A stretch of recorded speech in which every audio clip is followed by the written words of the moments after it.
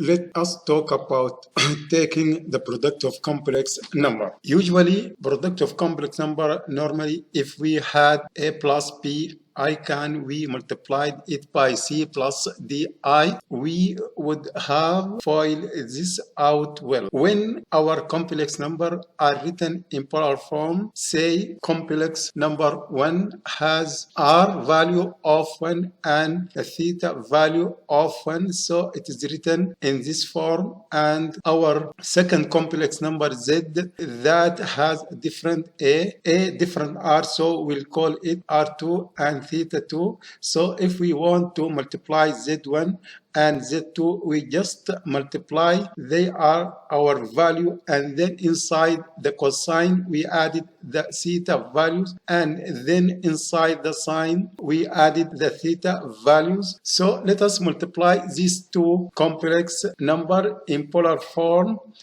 Z1 is equal to 4 times the cosine of 45 plus I times the sine of 45. Z2 is equal to times the cosine of 240 degrees plus I times the sine of 240. We are multiplying, so Z1 times Z2.